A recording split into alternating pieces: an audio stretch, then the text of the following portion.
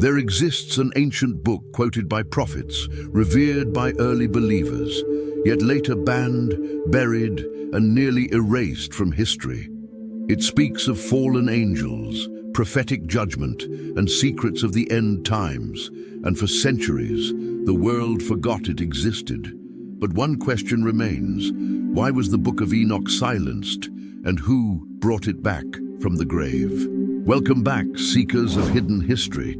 Today, we journey into the most mysterious chapter of the Book of Enoch, the Epistle of Enoch, its shocking removal from sacred scripture, and its miraculous rediscovery centuries later.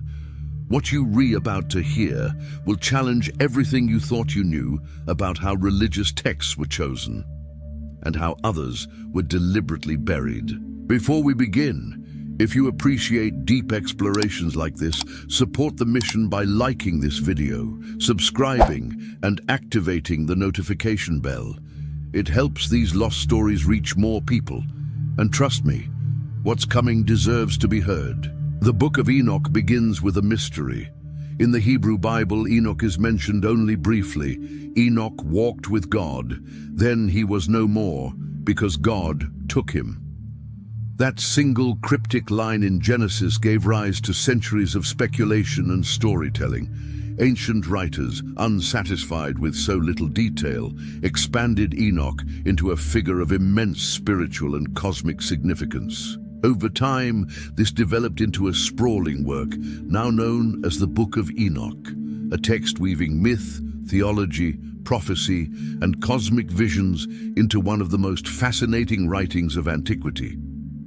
The expansion of Enoch's story reflects a broader pattern in ancient religious thought, filling gaps in scripture with elaborate narratives that address deep questions.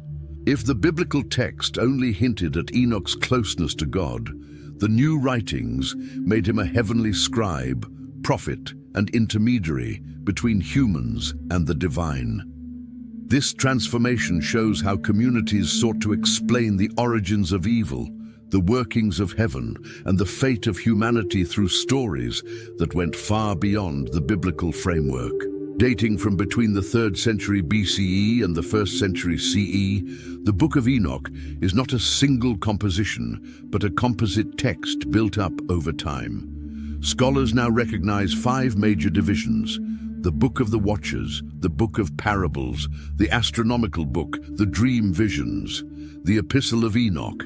Each section has its own style, purpose, and theological emphasis. Together, they form a patchwork reflecting the diversity of Second Temple Judaism, a period of great religious ferment and debate. In biblical genealogy, Enoch is the 7th generation from Adam. The number 7 carried symbolic weight in ancient thought, representing completeness or divine perfection.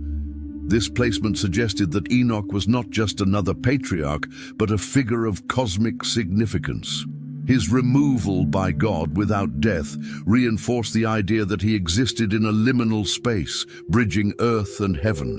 For later writers, this made him an ideal candidate to receive visions of the divine order, secrets of the cosmos, and revelations about the ultimate destiny of humanity. Enoch thus became a symbolic figure, embodying both human fragility and divine mystery. His elevation into an intermediary role explains why later generations built entire mythologies around him. Through Enoch, they could explore profound questions. Where did evil come from? How does God govern the universe? What awaits humanity in the final judgment? Perhaps the most famous section, the Book of the Watchers, introduces a dramatic narrative of angelic rebellion. In this story, a group of angels called the Watchers descend to earth, driven by desire for human women. They marry these women, producing hybrid offspring known as the Nephilim, gigantic beings of immense strength. The Watchers also reveal forbidden knowledge, arts of warfare, sorcery, astrology, and cosmetics, among other secrets. What begins as a blending of heavenly and earthly realms quickly spirals into corruption and violence. The Nephilim embody the consequences of this transgression. Their great size symbolizes overwhelming power, but their presence brings devastation, violence, immorality, and even ecological crisis. The land itself groans under their corruption, and human society collapses into chaos. Here, the story functions as a mythic explanation for the origins of evil, violence, and disorder. By showing divine beings as transgressors, it dramatizes the consequences of violating cosmic boundaries. The cautionary theme echoes across cultures. Power and knowledge, when misused, become sources of destruction. This section culminates in divine judgment. God decrees that the flood will cleanse the earth, erasing the corruption introduced by the Watchers and their offspring. The rebellious angels are imprisoned, awaiting final punishment. Through this narrative, the Book of Enoch presents a cosmic drama in which the struggle between order and chaos plays out not just among humans, but among heavenly beings themselves. A striking theme in the Watcher's story is the danger of knowledge. The angels teach humanity skills that seem useful: astronomy, metallurgy, enchantments. But the text casts these gifts in a negative light. They represent knowledge acquired without divine sanction, knowledge that destabilizes the proper order of creation. This framing reflects a widespread ancient anxiety that wisdom, when gained or used improperly, could be destructive rather than liberating. The story of the Watchers resonates with myths from other cultures. In Mesopotamian tradition, divine beings gave humanity forbidden knowledge, sometimes leading to punishment. In Greek mythology, Prometheus stole fire from the gods and suffered eternal torment. Across cultures, myths of stolen or forbidden wisdom highlight the tension between curiosity, power, and divine boundaries. The Book of Enoch adds its own unique perspective. Divine beings themselves can fall into error, and their misdeeds bring catastrophe upon the world. The composition of the Book of Enoch must be understood in the context of Second Temple Judaism. This was a period of religious upheaval, political turmoil, and competing visions of Israel's destiny. Groups within Judaism debated questions of law, purity, calendar, messianic hope, and divine justice. The Book of Enoch reflects this diversity. Its sections may have been written by different communities, each emphasizing themes important to them: angelology, cosmic visions, moral exhortation, or calendar reform. The result is a layered text that mirrors the richness and complexity of Jewish thought in this era. What makes the Book of Enoch particularly remarkable is its blending of cosmic mythology with moral instruction. It is not simply a collection of wild stories about angels and giants, but a theological reflection on the order of the universe and the consequences of human and divine actions. Its narratives are grand and imaginative, yet they serve as warnings about corruption, pride, and misuse of power. After recounting the chaos unleashed by the Watchers, the Book of Enoch turns to another grand theme: the order of the cosmos itself.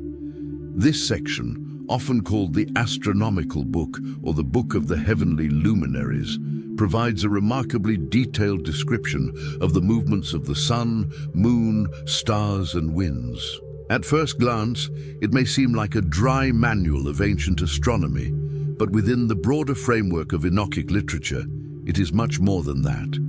It presents a vision of the universe as a carefully ordered system, created and governed by divine law.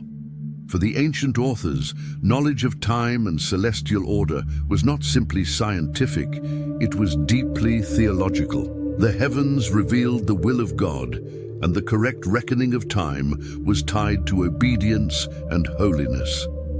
By presenting a divinely inspired calendar, the astronomical book makes a claim about religious authority and communal identity. One of the most striking features of the astronomical book is its emphasis on a 364-day solar calendar. This differs from the lunar calendar that later became standard in Judaism. and it reflects disputes within the Jewish community during the Second Temple period. For the authors of this section, the 364-day cycle was divinely revealed, and therefore the only correct way to structure religious festivals and sacred time. Deviating from it meant falling out of alignment with the order of creation itself. This was more than a technical debate about calendars. It was about who defined sacred order. By insisting on a solar calendar, the text challenged rival groups and authorities who used a lunar system. The calendar became a marker of identity, drawing boundaries between communities and reinforcing claims to religious legitimacy. The astronomical book does not treat celestial knowledge as the product of human observation alone. Instead, Enoch is guided by angelic beings who reveal to him the workings of the heavens. Through their instruction, he learns how the sun rises and sets, how the moon waxes and wanes, how the stars are fixed in their courses, and how the winds move across the earth. These visions transform Enoch into a kind of cosmic scribe, recording divine secrets about the structure of the universe. In this sense, astronomy is not just a branch of science, but a branch of prophecy. To know the heavens is to know the divine order. To record the motions of the luminaries is to testify to the stability and perfection of creation. This integration of cosmology and theology highlights how ancient people did not separate the natural world from the sacred. The sky above was both a physical reality and a spiritual revelation. The insistence on a divinely sanctioned calendar reflects a broader theme in the Book of Enoch, the link between cosmic order and human morality. Just as the Watcher's rebellion disrupted creation through disobedience, so too does neglecting the proper reckoning of time bring disorder to human life. Aligning oneself with the correct calendar is a way of aligning oneself with God. This perspective illustrates the ancient connection between timekeeping and holiness. Festivals, Sabbaths, and sacred seasons were not arbitrary markers, but part of the rhythm of the cosmos itself. To live out of sync with the divine calendar was to live out of sync with creation. In this way, the astronomical book ties human obedience to the movements of the heavens. Beyond its practical concern with calendars, the astronomical book serves a symbolic role. In the wake of the Watcher's corruption, it offers a counter-image, a universe governed by order, regularity, and divine control. The sun rises and sets on schedule, the moon completes its cycles, and the stars remain fixed. This stability contrasts sharply with the chaos unleashed by angelic rebellion and human violence. By presenting the cosmos as stable and predictable, the text reassures its audience that despite the apparent disorder of history, the deeper structure of creation remains intact. God's governance extends not only to moral judgment, but also to the cycles of nature. The heavens testify to divine faithfulness. The role of Enoch in this section is crucial. He is not merely an observer, but a mediator who receives revelation from angelic guides and records it for humanity. His function as a scribe underscores the importance of writing and transmission in ancient Jewish culture. Through Enoch, heavenly secrets are preserved and communicated, bridging the gap between divine knowledge and human understanding. This role also sets the stage for later traditions that saw Enoch as a figure of extraordinary wisdom. In some Jewish and Christian writings, Enoch even becomes identified with Metatron, a powerful angelic being who sits near God's throne. The seeds of that later development are visible here. Enoch is portrayed as the one who knows the hidden workings of heaven, a figure elevated beyond ordinary humanity. Modern readers might be tempted to separate the astronomical book from theology, treating it as a relic of early science. But in its original context, the opposite is true. For its authors, the study of the heavens was inseparable from the study of God. The precise movements of the luminaries were signs of divine order. To record them was to participate in revelation. To follow them was to live faithfully. This integration of cosmology and theology reflects a worldview very different from the modern one. In antiquity, the stars were not inert matter, but living testimony to the Creator. Their courses were not mere mechanics, but sacred rhythms. The astronomical book thus offers a glimpse into how ancient people understood their place in the cosmos. Small, fragile, yet intimately tied to the grand movements of the universe. The very emphasis on a 364-day calendar may have contributed to the eventual exclusion of the Book of Enoch from most Jewish and Christian canons. Calendar disputes were not just technical matters, but sources of real conflict. To endorse the Enochic calendar would have meant taking sides in a contested debate. Combined with the book's complex angelology and messianic visions, this made it a difficult fit for emerging orthodoxies. Yet for centuries, the astronomical book and its vision of cosmic order shaped communities that saw themselves as faithful keepers of divine revelation. Its survival within the larger Enochic tradition testifies to its importance as a statement of identity and belief. In the astronomical book, we see another facet of the Enochic imagination, not just stories of rebellion and judgment, but a profound reflection on time, order, and creation. Together, the Book of the Watchers and the astronomical book balance chaos and harmony, rebellion and order, corruption and divine stability. Both set the stage for the next great section of the text, the Book of Parables, where the figure of a messianic judge, often called the Son of Man, emerges as the key to cosmic restoration. The Enochic tradition continues with two of its most vivid and symbolically rich sections, the Book of Parables and the Dream Visions. These writings shift from cosmic order and angelic rebellion toward visions of divine judgment, the rise of a messianic figure, and symbolic retellings of Israel's history. Together, they offer a sweeping perspective on human destiny and divine justice, weaving myth, prophecy, and allegory into a coherent vision of hope and warning. The Book of Parables is remarkable because it introduces a mysterious figure often called the Son of Man. This figure is not simply a symbolic title, but a distinct being endowed with authority to execute judgment and restore cosmic balance. He appears as a heavenly agent, exalted and enthroned, serving as the mediator of divine justice.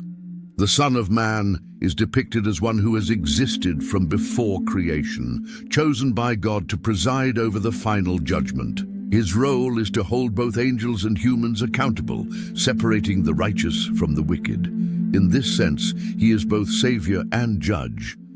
This figure reflects a growing messianic expectation in Second Temple Judaism, where communities longed for a divinely appointed leader who would vindicate the faithful and overthrow evil. What makes this section particularly striking is its resonance with later Christian writings. In the New Testament, especially in the Gospels, the title Son of Man is applied to Jesus, often in contexts of judgment and cosmic authority.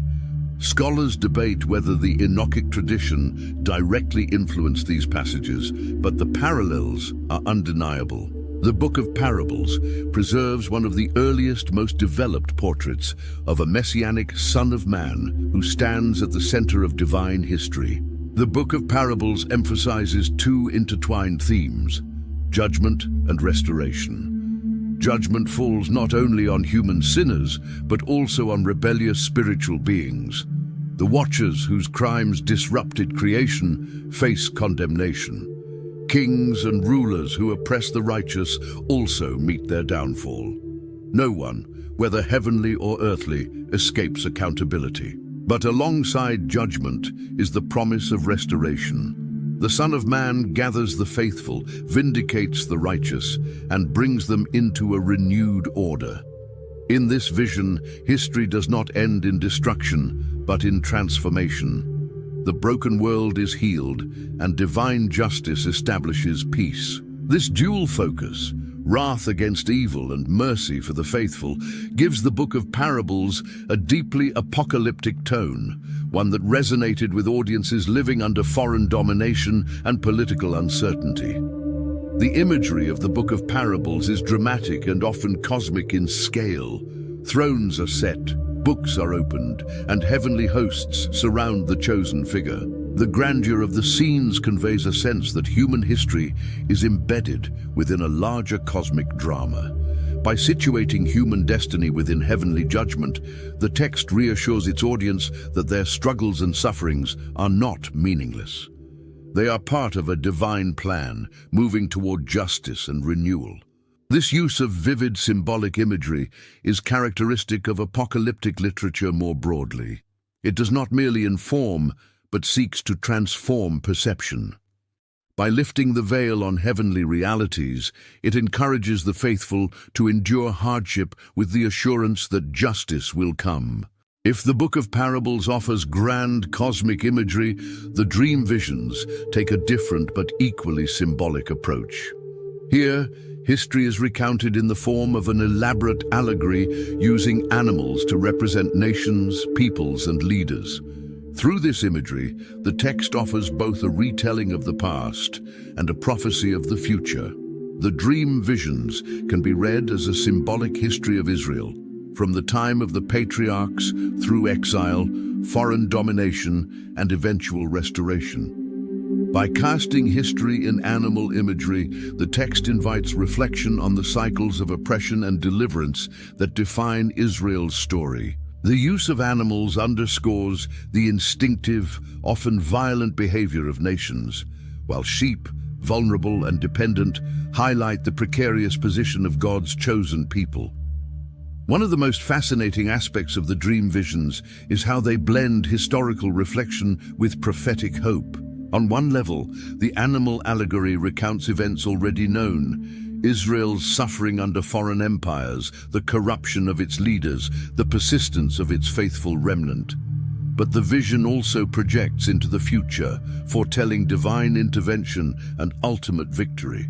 By doing so, it frames history as both remembered and anticipated, a continuous unfolding of divine purpose. The symbolic style also protects the message. By presenting prophecy through allegory, the text speaks indirectly about oppressive rulers and empires. This allows it to express hope for their downfall without naming them directly, offering both critique and encouragement to communities under domination. The dream visions highlight several theological themes that run throughout the Book of Enoch. History is under divine oversight. No matter how powerful earthly empires appear, they remain subject to God's plan. The faithful will be vindicated. Even in the midst of suffering, God's covenant people are destined for restoration. Oppressors face inevitable downfall. Just as the watchers fell, so too will corrupt rulers meet their judgment. By presenting these themes through animal allegory, the dream visions make history both vivid and memorable, turning complex political realities into a symbolic drama. Throughout both the Book of Parables and the dream visions, Enoch remains central as the receiver and recorder of revelation. His role is not passive. He is portrayed as a righteous man, chosen to witness divine mysteries and to transmit them for the benefit of future generations. This reinforces his identity as a bridge between heaven and earth, entrusted with visions that unveil the hidden structure of history and the ultimate purposes of God. Taken together, the Book of Parables and the dream visions complement the earlier sections of the Book of Enoch. Where the Watchers introduced the theme of corruption and the astronomical book presented order, these later writings bring forward the themes of judgment, messianic hope, and historical meaning. They show that chaos and oppression do not have the last word. Instead, God's justice, enacted through the Son of Man and symbolized in visions of restoration, will ultimately prevail. In these sections, the Book of Enoch reaches its most visionary and apocalyptic form. Through cosmic imagery and symbolic history, it reassures the faithful that their struggles are not forgotten. Evil may seem to dominate for a time, but divine judgment is certain, and restoration is promised. In this vision, history itself is pulled into a larger cosmic drama, one that ends not in despair, but in hope.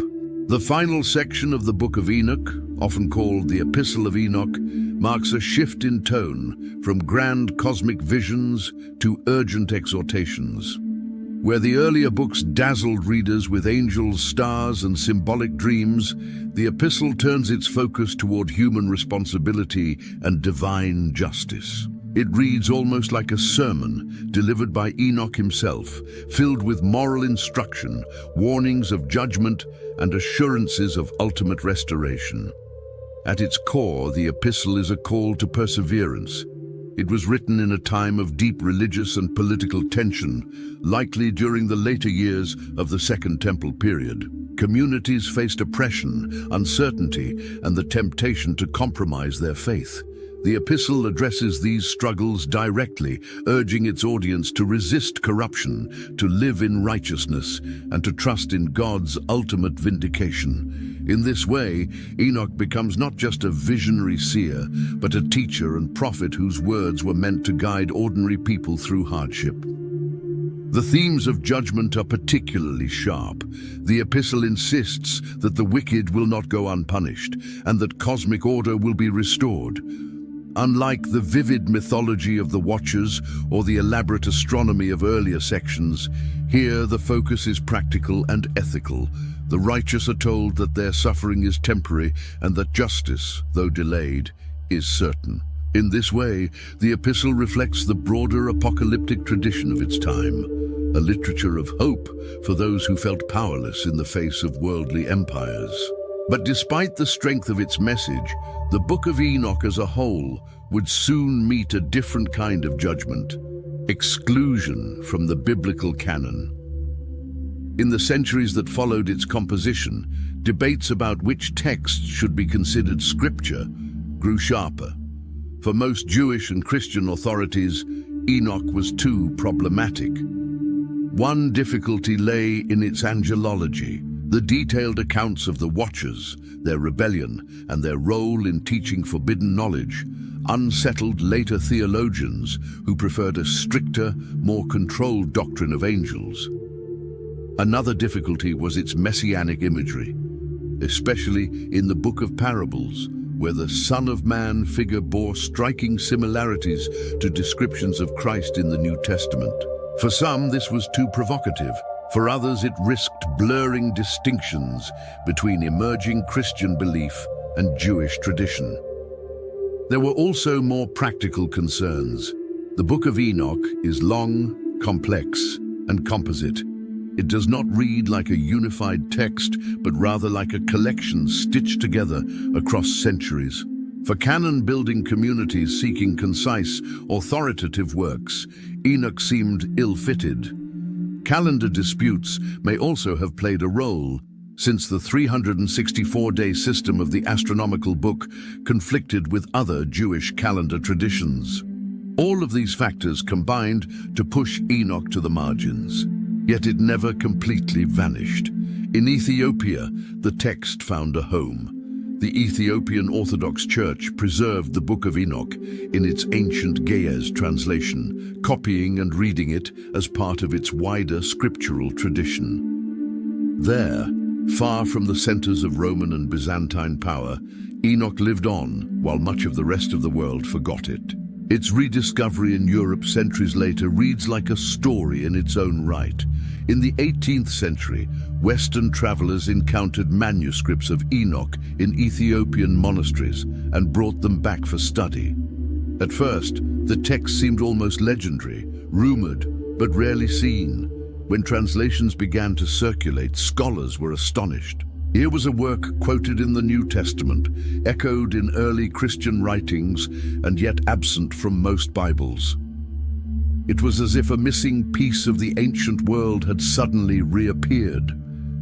The significance of this rediscovery only deepened in the 20th century, when fragments of the Book of Enoch were found among the Dead Sea Scrolls. These discoveries confirmed beyond doubt that the text was widely known in the centuries before the Common Era, and that it held an honored place among certain Jewish groups. No longer could it be dismissed as a late or fringe invention. Enoch was a genuine witness to the diverse, turbulent, and creative world of Second Temple Judaism. Today, the Book of Enoch fascinates scholars, theologians, and curious readers alike. It continues to raise profound questions. Why did some communities preserve it while others rejected it? What does it tell us about the boundary between myth and history, or between canon and tradition? And perhaps, most importantly, what truths can still be drawn from a book that once shaped the imagination of prophets and apostles? The Epistle of Enoch closes the collection with both urgency and hope. It warns of the consequences of wickedness, but assures the faithful of ultimate vindication. In this way, it mirrors the fate of the book itself. Once cast aside, it returned with unexpected force, carrying lessons not only for ancient communities, but also for modern seekers. The story of Enoch's writings is not just about angels and visions. It is about memory, power, and survival. A text nearly silenced has spoken again, reminding us that the past is never fully buried and that wisdom can re-emerge in surprising places. Like the figure of Enoch himself, who walked with God and was no more, the book stands as a bridge between the seen and unseen, the remembered and forgotten. Its journey is unfinished, and its questions remain alive for us today. The Book of Enoch was not just forgotten, it was erased by human decision, exiled from the Canon by councils, and copied only in secret. And yet, it refused to die. Preserved in distant monasteries, rediscovered by scholars, confirmed by the Dead Sea Scrolls, it returned to confront the modern world with questions no institution can easily answer. Was it removed because it was heresy, or because it revealed too much? Let me know your thoughts in the comments. Was Enoch a warning we weren't meant to hear? And if you want more truth buried beneath time, support the channel by subscribing, liking, and ringing the bell. Not for numbers, but because the more we uncover, the harder it is for history to stay silent. Until next time, stay curious, stay courageous.